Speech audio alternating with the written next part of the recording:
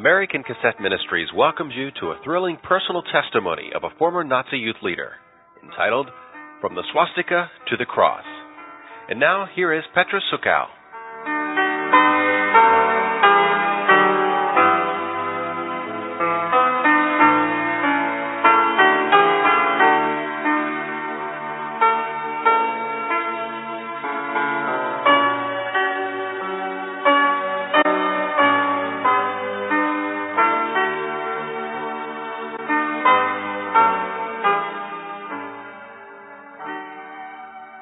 Guten Abend, liebe Geschwister, und willkommen zur Zeltlagerversammlung at Blue Mountain Academy, Pennsylvania, am 12. Juni 1981. Who understood me? Oh, good. I'm so thankful to be here, and it took me all day to drive from Virginia. But I had a beautiful time praying and singing, and when I came here to the campground and going through Pennsylvania, it reminded me of 22 years ago, just before I left for the mission field, on how I had the privilege of sharing my experience at Wescosville. And then at the end, everybody saying, "God be with you till we meet again," and I cried. Well, let me share a little bit of the Lord's leading in my life. And I tell you, my experience and my relationship with Him is sweeter and more wonderful every day.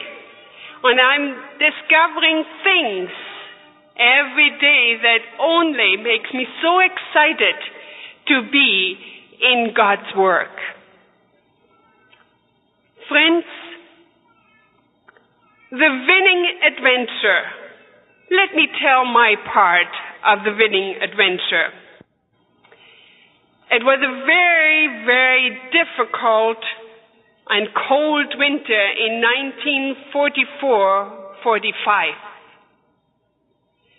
The coldest winter we had ever experienced in many a year. And standing at a hotel, warmed and well-fed, stood a teenager, looking down at the cold winter afternoon where a group of people walked by with no shoes, but their feet clad with rags. Their hair was shaven, only a thin blanket keeping out the biting cold. And when they came by the hotel, they were driven in a group, driven on by soldiers, and when they came by the hotel, they broke out of line and went over the garbage can to find anything edible there, just to be driven together again like a herd of animals and driven on. Where to? This teenager stood at the window, having no compassion, no feeling for the suffering of any humanity, because those people that walked there were our arch enemies, the Jews. And we had been taught to hate them. I was born and raised in Berlin, the capital city of Germany, and started school when Hitler started his 1,000-year reign, which lasted 12 years. I was born the third child in the family. We were four. My father belonged to the party. My mother was a Christian, but father did not believe. And when we came to school, religion was still part of our curriculum, but in a very short time that was changed. And more, the Hitler Youth took over, and the teaching of the government in school, in the home, and of course the Hitler Youth. Dear friend, when I see what's going on in schools today, when I see what is going on as far as regulations are concerned, I shudder, for we are going down the same road like pre-war Germany did. Don't ever forget it. A storm is coming, relentless in its fury. Are we ready?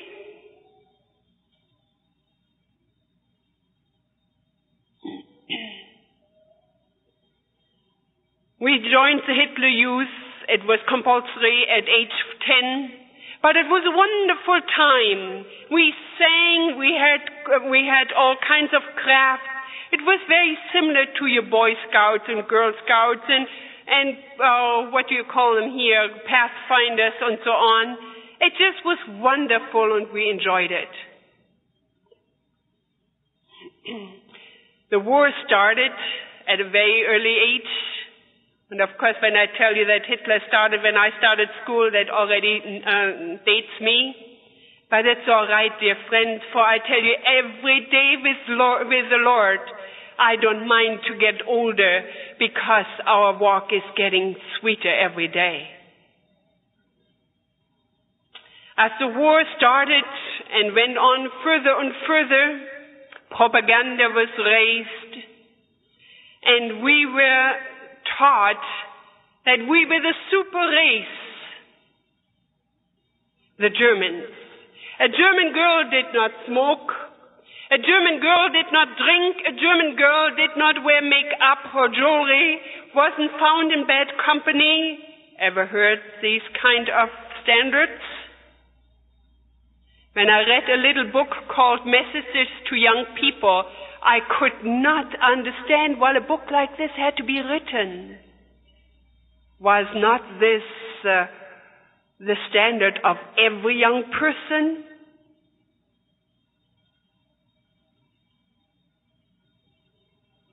And the super race had to do a lot of things. Sport was one of it. The survival of the fittest. And so we sang, and I still can sing. I have still a loud voice, so I practically don't need a mic, but I think maybe some of you can hear better.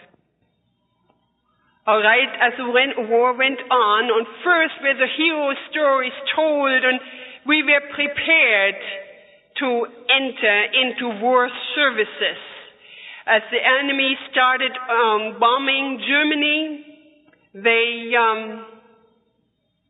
would take the schools out and place them into camps to be raised so that they would not be destroyed. And in one of those camps, I became a leader. I was 15 years old, and the children I took care of were the ages between 10 and 14. And I never forget when a letter came from those children, your house is bombed out, your mother got killed, or your father is missing in action. I still remember these empty words that I gave for comfort to those children. Don't cry. Your parents have paid the supreme sacrifice. Oh, what empty words. We were not allowed to cry. Tears were weakness, and anything with weakness was not liked in that super race. The war went on and went harder and harder.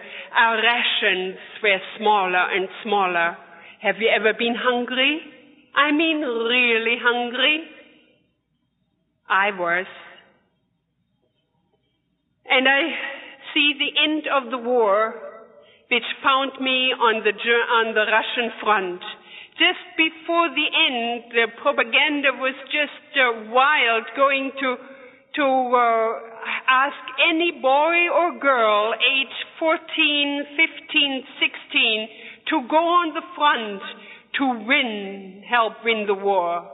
And we were fanatic when I was right in front line. And right with the stormtroopers at the headquarters. And I never forget the night when one of the officers came to the home where I was staying with another girl and told us, the war is over. We have lost. I thought the sky would fall in. I couldn't believe it. It cannot be possible. While we were not religious, we had kind of a nominal idea about God. But if there is a God, why? We were so good people. I had never heard of a concentration camp at that time, up to that time. I also was told by the officer that I had to join the refugees that had come in for weeks by a numberless amount, day and night and day and night. Sometimes the track would stop to bury one, to dig an icy grave for someone frozen to death or starved. And now I was asked to join them, and I never forget the words of this officer, "Don't let the Russians get a hold of you." And so I started running with the rest of them, a rucksack on my back, 10, 15, 20 miles a day, nothing to eat, but just the grass, dandelions, stinging nettles, all these kind of plants. I can teach a class in wilderness survival, if you please. You learn fast when you have to. The Russians were coming in very fast, and we had heard from people that had barely escaped that they would first come into the villages and find alcohol. And when they have found it and were drunk, they were looking for girls, age 8 to age 88. Do I have to explain what happened? I never forget how of course they were faster than we could run, and they would put out loudspeaker from the villages and made announcements that we should not run. They would give the German girls 6 pounds of bread to eat per week. That's not very much if you have nothing else with it. You had to do only one thing, 1 hour a day to be at their service. Hunger hurts. I never forget it. And I remember many girls compromising and saying not every Russian can be that bad. But I also can tell you I will never forget the screams of those that were trapped. For the soldiers had no idea of culture. I remember my aunt being misused, and the Russian told her, "We will not go till Stalin give us sun from ceiling and water from wall, electricity and running water." They would get with their boots and their uniforms into bed. They did not know any better. What they wanted is just to have the flesh. We know that if the siren would go 5 minutes, that meant that the enemy was 3 miles away, and I never forget hearing it. On just unpacking all my stuff in the woods as fast as I could so that my burden was lighter and I could run faster. And I never forget the day when I saw the Russian tank not further away than the doors are, or even closer, and I still see the Russian coming close to me with a grin at his face I never forget. And I turned my heel and ran as fast as I could. He didn't follow. Why? I did pretty good in running, did I? Or were somebody else holding his hand over me? Again, it was days and days with nothing to eat and only to run. And finally, when I came over the border, I left the refugees and went alone into the woods and walking. The woods had to be my bed and the grass my food. I had just what I had on my body, nothing to wear, and just a few things left in my rucksack. And you know, not only hunger hurts, but what would happen with you if you walk and walk and walk and walk 20 miles a day? What do you get on your feet? Blisters, yes. I counted 1, 2, 3, up till 10, and then I gave up counting. And so one day, I never forget, I found an old-fashioned baby buggy in the woods. You know, a big one with big wheels, and the handle was turned a few times, but it had 4 wheels, and what would you as a teenager, 16 years, do if the hill was going down? Just to save a few steps, and here I would push my buggy or pull it, and sing till about 1 o'clock my stomach would make a louder noise than my voice could make. And so I never forget the day, of course. Have you ever had to beg for food, or any of your children? I was fainting before I started to beg for food, but I got to that. I tell you, pride is a terrible thing. But anyway, I knocked at the door, and never forget, we hadn't seen any food for a long time. And if the farmer would have put in potatoes that year, hungry refugees had dug them out before the morning. There was no seed time. There would not be any harvest. The forest was broken down from the war and from the bombing. And I looked at Germany. Germany was such a beautiful country. Why? If there is a God, why all this destruction? Had we not been such good people? I never forget when I knocked at one door and I was invited in and asked that I could stay for dinner. Oh, friend, there is no sweeter word than the invitation for a meal, is it not? And before long, while I was asked where I was from, where I was going, the house smelled with the scent of boiled potatoes in the jacket. Oh, that's all. But friends, not a sweeter scent in all my life. And at least once a year, if not more often, I just eat 1 boiled potato with a few grains of salt in remembrance. Because after eating dandelions, which is a very good, very nutritional green, by the way, when I eat this often and share this with my cooking school classes, people don't know how good the stuff is. With a nice dressing on it, tastes good. But with nothing on it, it stands here pretty soon. Stinging nettles is a delightful greens, again made with a nice little sauce, and onions and so on, very delicious.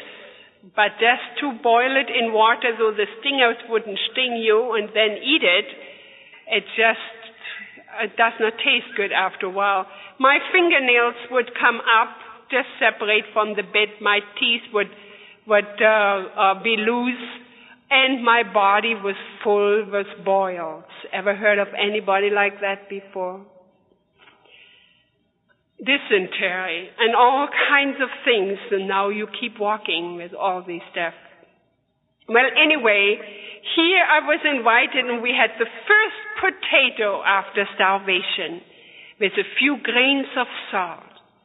Why had this farmer still potatoes and still more potatoes to share? Before we sat down, we held hands and the father said the blessing. Could this be the reason?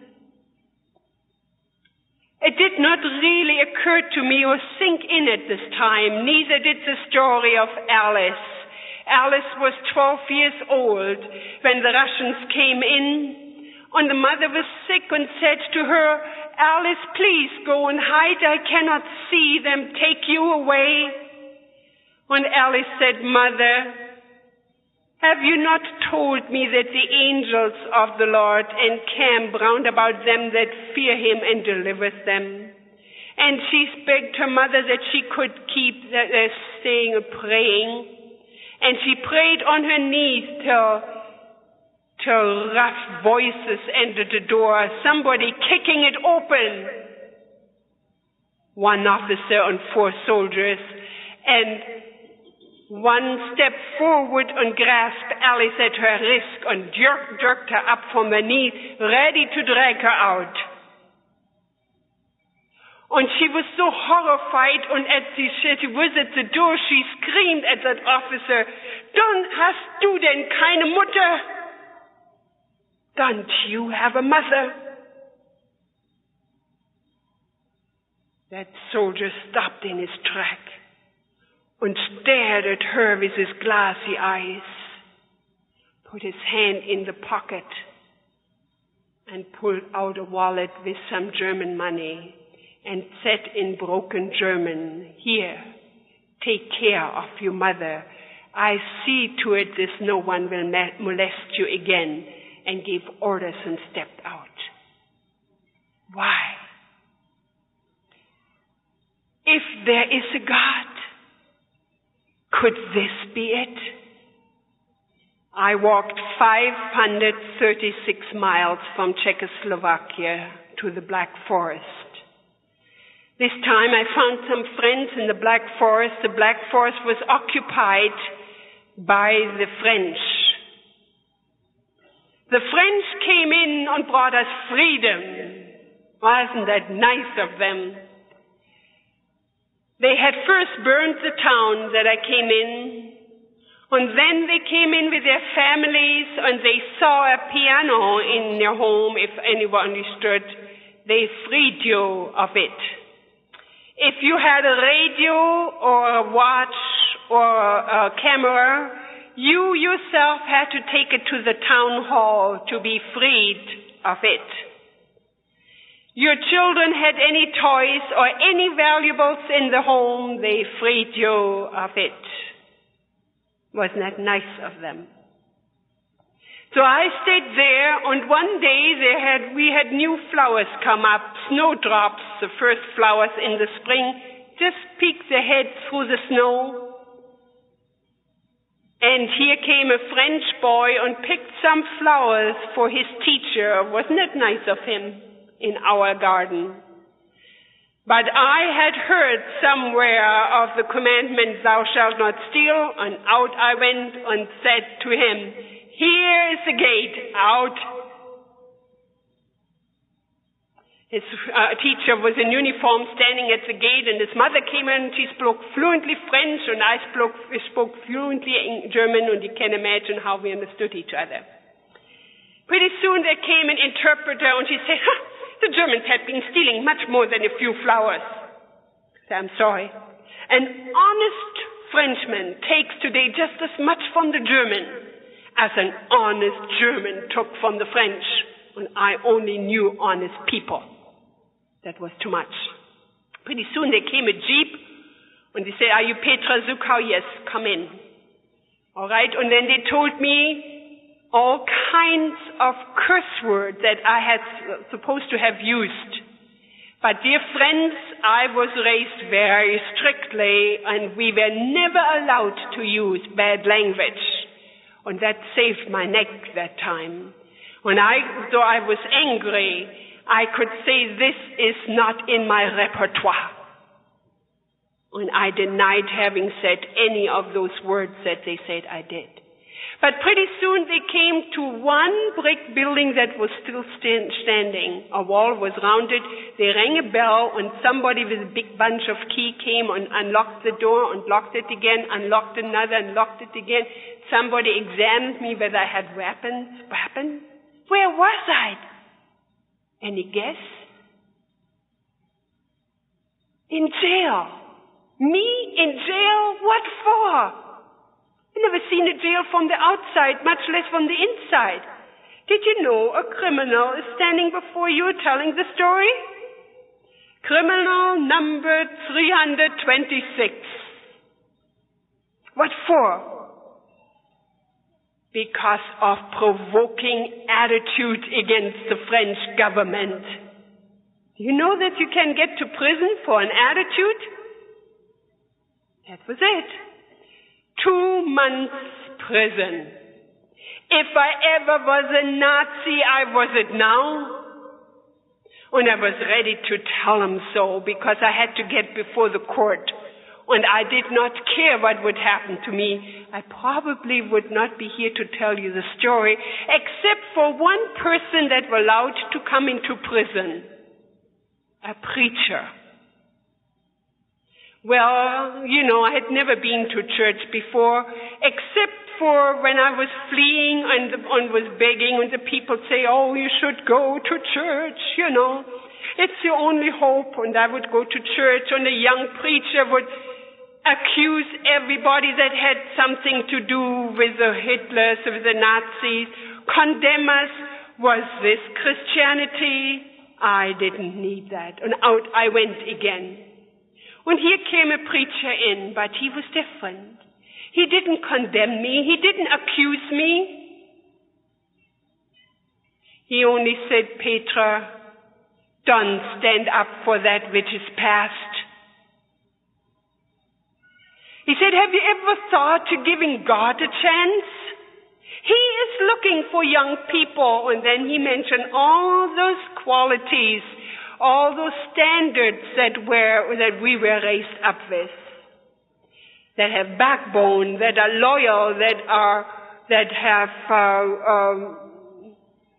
stick-to-itiveness and whatever. He said, think about it.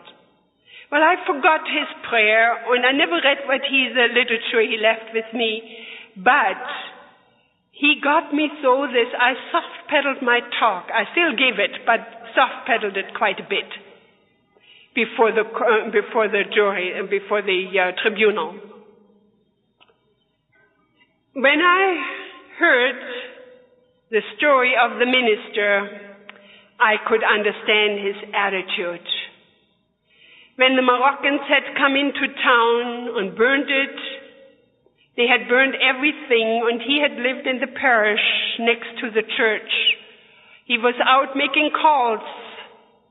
And when he came home, the beams had fallen just before his wife and 1 or 2 daughters had tried to get out, and he found them burned to death.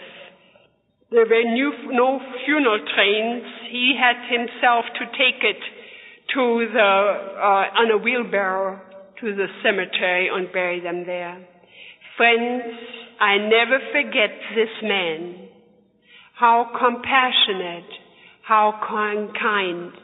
He, to me, was the first person that brought me the character of Christ, for he had met him in his suffering. So after 2 months, I went out, and I was encouraged to take children's nursing. I love children, I still do. And so I went in the hospital to take nursing training.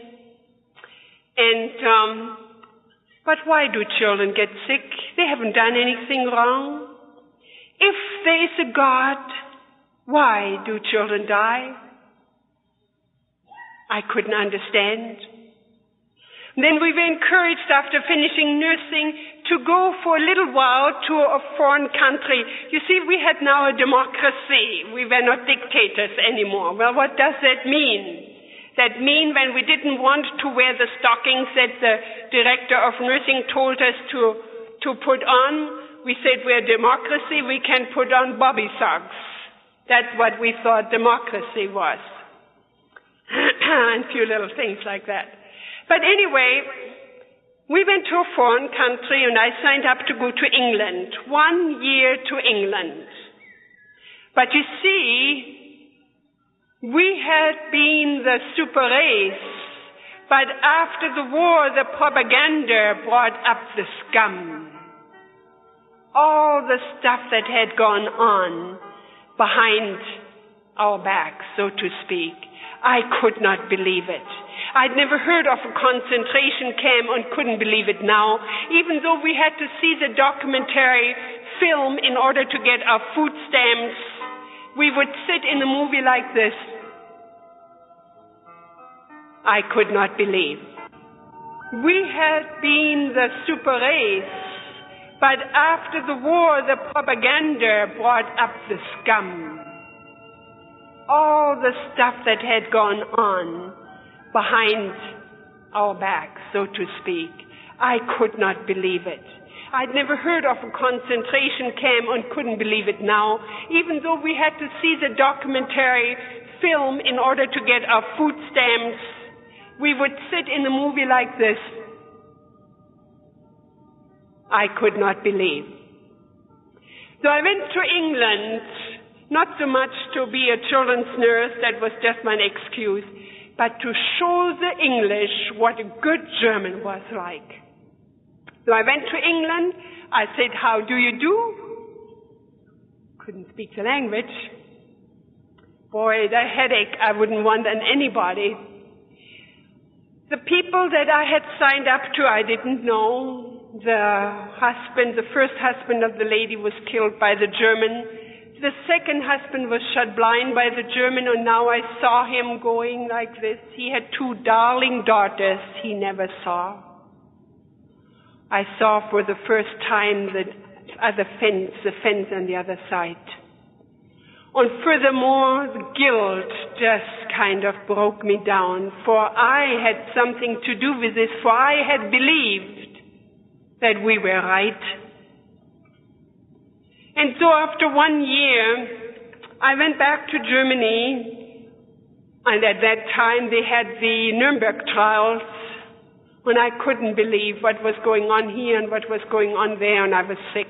I went back to England for a second year, and this time I went to London, and they were very nice people. I didn't feel the barriers that I felt with the first people, the British people. And I went one day to Coventry Cathedral. Not only the German churches had been bombed out, but we had bombed the British churches as well. And here Coventry Cathedral was there out of the broken rocks there has been made an altar, and out of the half-burned beams a cross. And in the partially standing wall were engraved these words, Father, forgive them. I will never forget it, for all at once my tears were unbottled. I never cried in my life before, but I now cried, for that meant me, for I had a part in it. While I was living in London, I made friends, and it seemed as everybody talked about religion, and they want me to go to this church and to this church and to this church, and I went to every church once. But I didn't like it. It was so dusty, and it was so unreal and so traditional. There was a group of young people. They said, there is an American evangelist coming. Oh, you should hear him. He is just wonderful. Oh, forget those Americans. I had a hard time with the British as it was.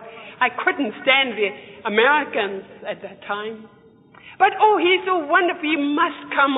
There is the opening of the new gallery center. Well, have you ever twisted somebody on their arm to come to evangelistic meeting? When my arm got twisted, I said, well, I can go once. I looked around. Pink and blue, typical American, I didn't like it. Looked at the people, their shoes were not polished. Look, mine. There were some buttons missing. Mine's all in place. You see, all the things that we were taught were our strengths, I saw all the weaknesses. This is how the devil does it. But one thing I could not criticize, and that was the man that stood in front of us. His shoes were polished. His buttons were in place. He was immaculately groomed. Plus, he opened this word, and for the first time, made this book practical, come alive. Somebody had sent me a Bible years ago, but you know, Hitler youth, it would be sissy to have a Bible, and I would hide it. Except, you know, curiosity, you know. I would read the words written by somebody, you child of man, this book keeps you from sin, or sin keeps you from this book. Well, hide it for a while. But then when this man talked, I never forget how he said, do you want to become a different man, a different woman? 10 minutes in your Bible every day will make you such. Do you believe that, friends? All right, I said way back in the auditorium, I said, all right, God, I give you 2 months to prove that. He told the story of Podorowski, how he said, if I don't practice my piano 1 day a week, I notice the difference. 2 days, my family, and if I dare not practice for a whole week, the whole public will notice the difference. And then he came back to this word, but he said, never open the book except you ask the Lord to guide you and ask the Holy Spirit to be your teacher. I said, okay, I'll try it. 10 minutes? No, I'll give you a better chance, God. Just in case. When I went home, I didn't know how to pray. I just got up 5:30 in the morning and said, if this is true, help me find it. Was this a prayer? God knows.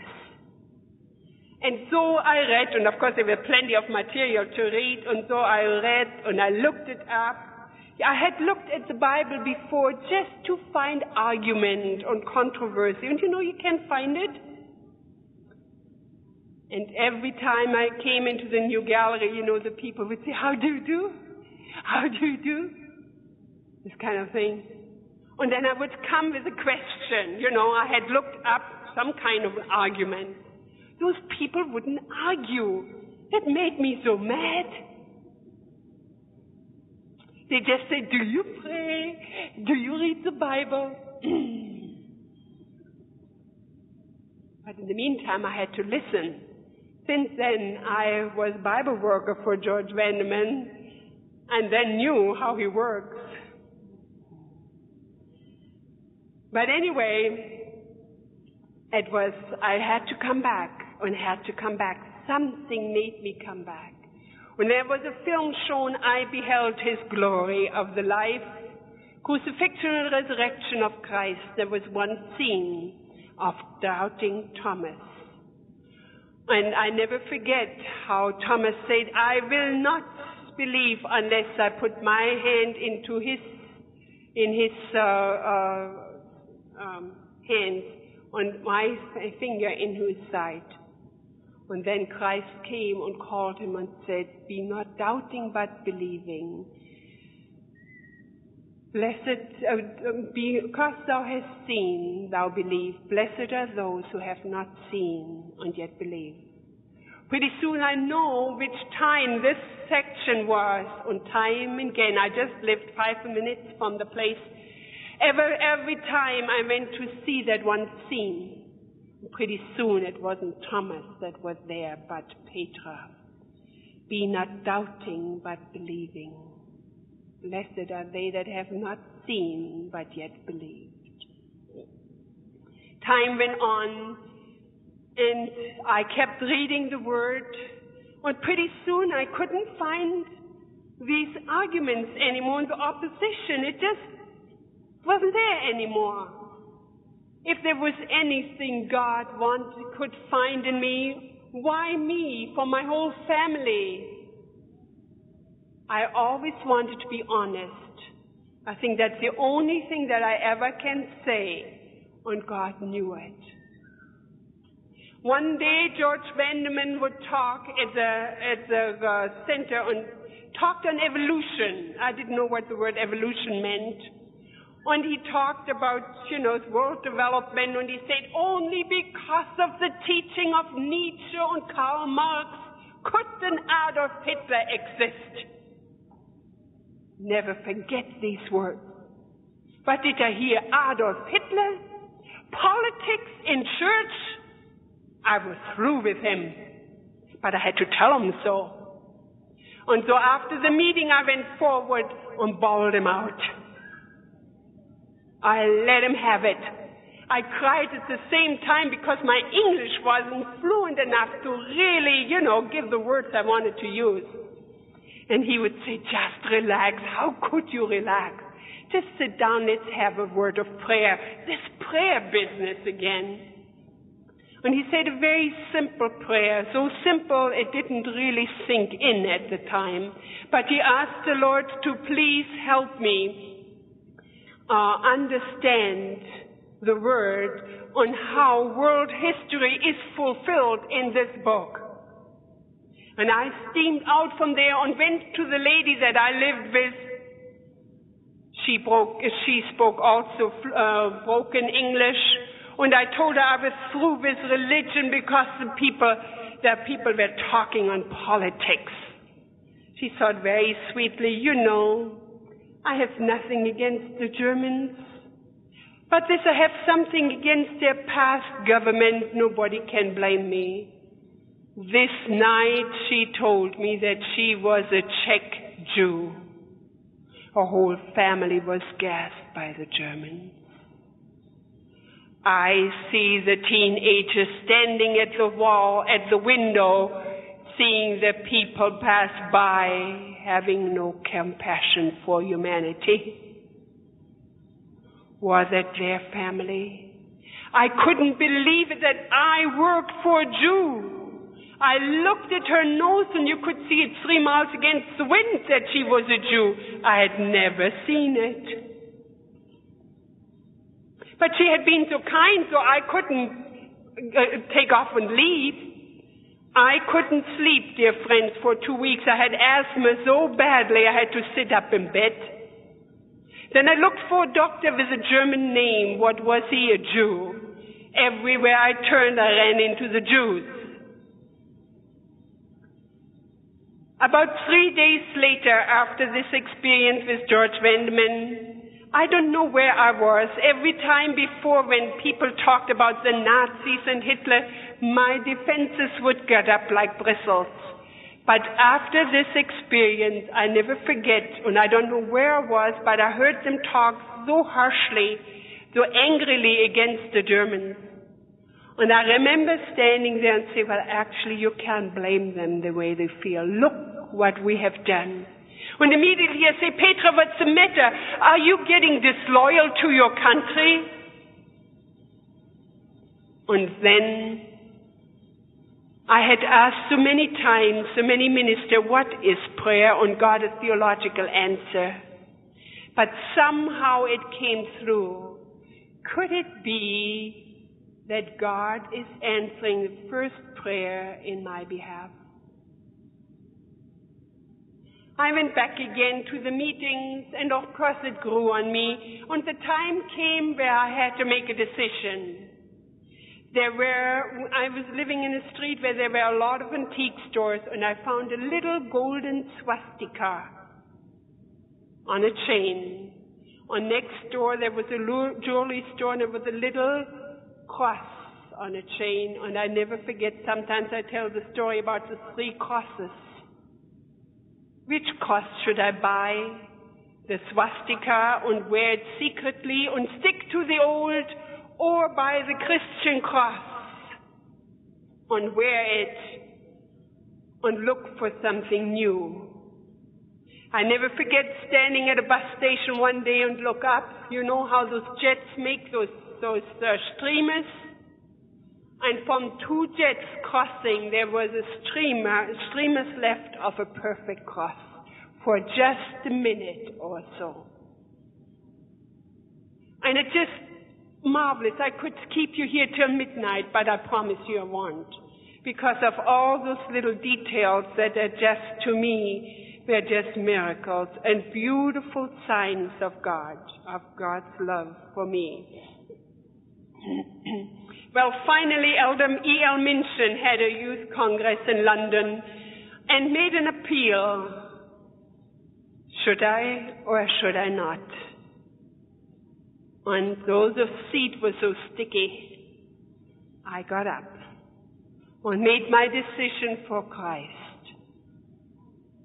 And then I was going to be baptized, but 2 weeks before, or so, no, it wasn't 2 weeks before, well, I was so nervous, should I or should I not?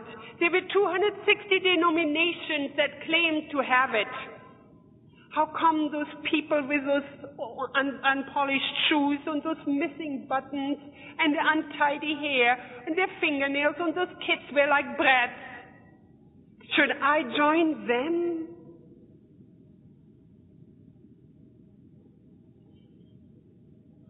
But I couldn't help. I kept reading and I kept studying. Sabbath was never a problem. If the Bible was true, then the Sabbath was true.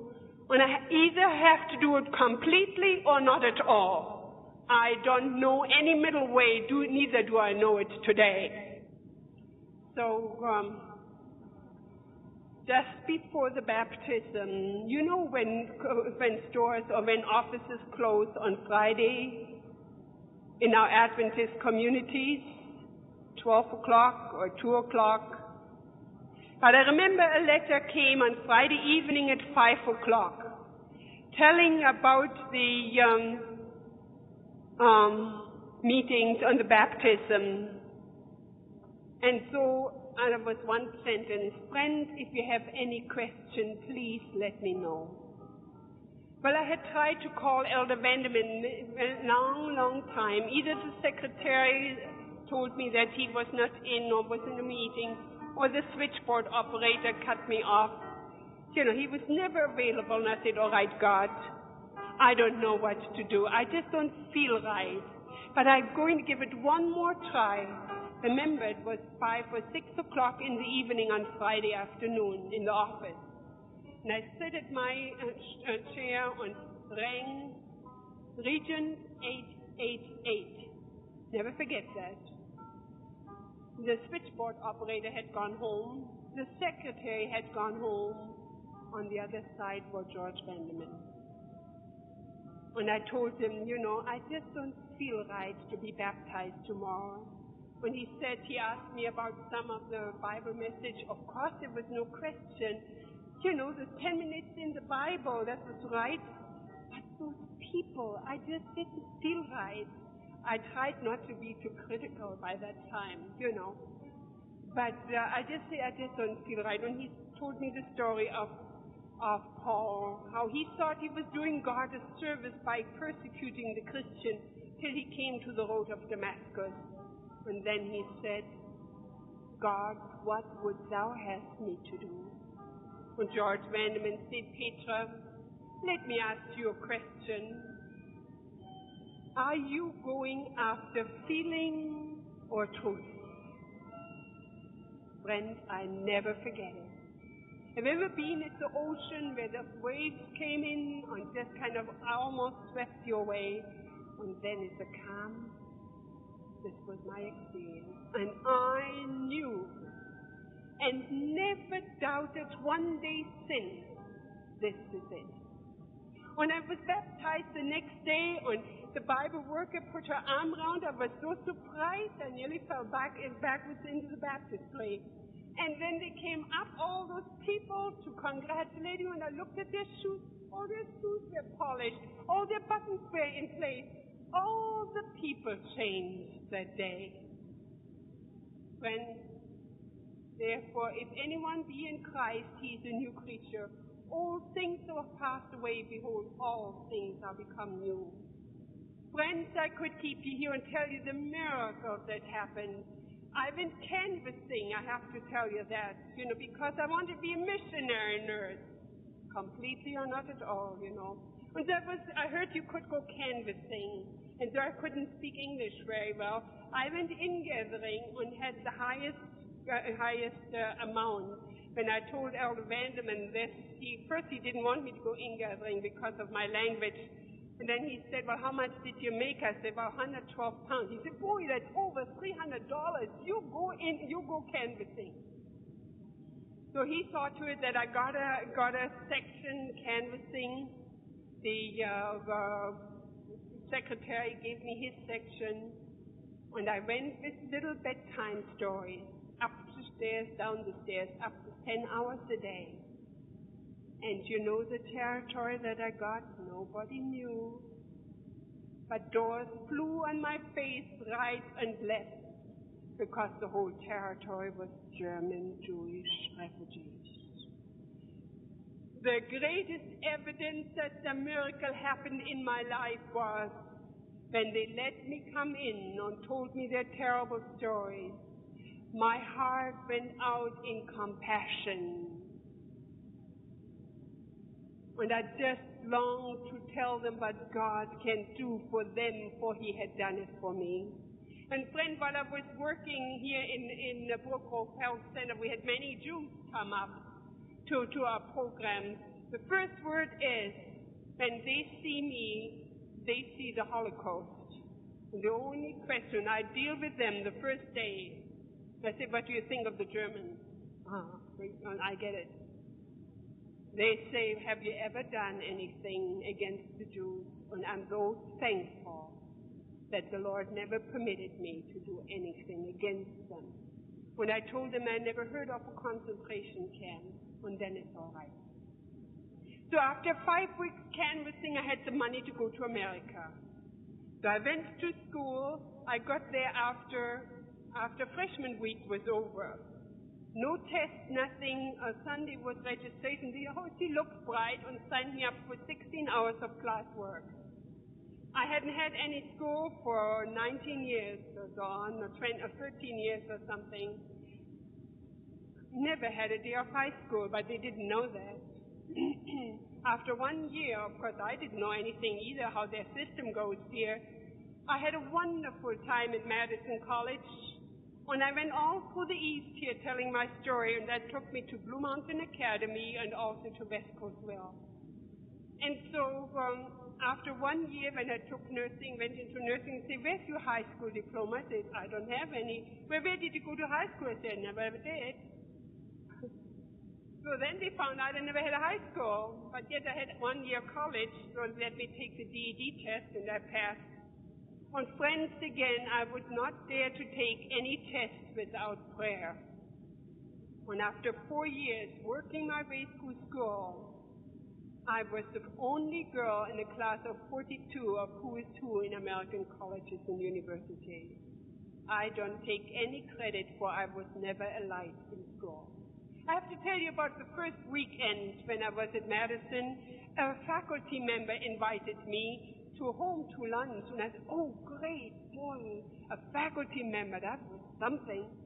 And so I thought, well, I had to watch my etiquette. I just came from London, from England, and I watched how they were doing things, and I was so uncomfortable and tried not to say anything and kind of patted myself on the shoulder. I didn't do a single thing wrong. And so after 1 hour, I thought for the first visit, this is enough. And so I found an excuse that I had to go home. And so in good German, I would shake my hostess' hand when she took me to the door, shook it real hard, she's a German school. And say, oh, Mrs. Stern, thank you so much for your hostility.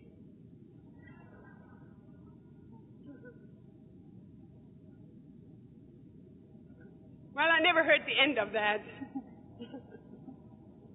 After finishing nursing training, I went to take midwifery and then went to Burma and had 3 beautiful years, 3.5 years there in Burma. And this is another story. This is another part of the book of Acts of Petra Sukau. And after mission field, our hospital was closed. When I was invited to become the jeep nurse in the South, and for 3 years I would go to the mission field of Kentucky, Tennessee. And I tell you, I have never seen anything worse than Burma that I didn't find in this United States.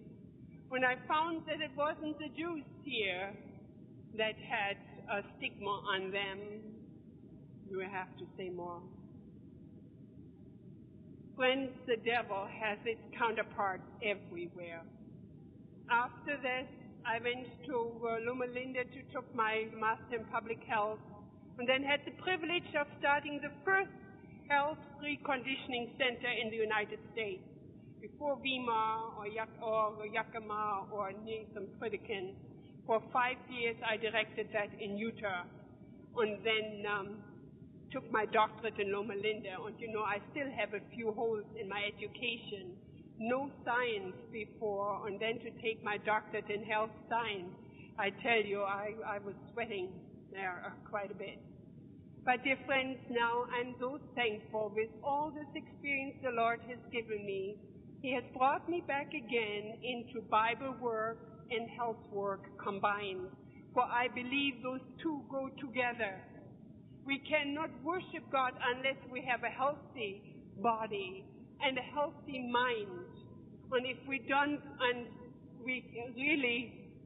we only go after health and not after spiritual things, we are not in harmony either. We are not totally healthy. And so I have the privilege now as a Bible worker and health counselor to go out into the community and invite people to learn better health habits, better lifestyles, and to follow their Lord. Friends, I mentioned to you a storm is coming, relentless in its fury. Where are we? Are we here for just another camp meeting to sit and enjoy meeting and listening to people? What are we doing about in our personal relationship with Christ? I could tell you many things of the experience that I'm just brand new that I'm experiencing about a loving, loving Heavenly Father. We have winning adventures. Is our life individually a winning adventure? Friends, it can be. And if it is not, I'm sure there are many people here on the campground that if you have a personal need that are willing to help you with it, whatever it is, do not go away from this. For friends, the events on our horizon here are going fast, fast, fast. It's fulfillment. We cannot afford to leave this camp meeting the way we came. What do you say? And so I only pray. I'm grateful for this opportunity to share with you my experience. And I said it's nothing. Forget everything, the way I look, the way I talk. But I pray, I hope and pray that you have seen a glimpse of what God can do when a person is totally consecrated. When I'm afraid I'm still human too and have feet of clay. But Lord, friends, my way is upward and onward. What is yours? May God bless you richly as you continue this week in spiritual emphasis. And friends, again, if we sing God be with you till we meet again, if not here, may the Lord grant us that we meet all on the sea of glass in the very near future, is my prayer.